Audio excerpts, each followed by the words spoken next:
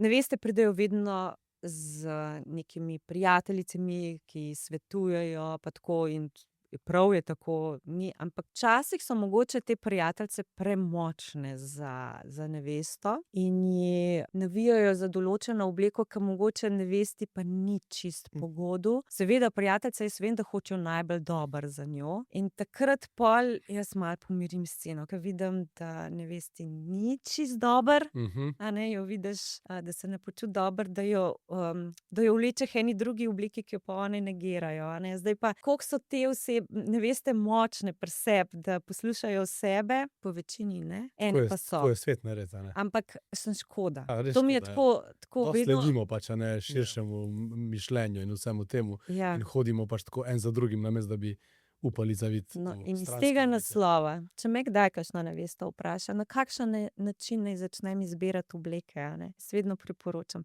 pridite najprej same. Ker do sebe si najbolj iskren.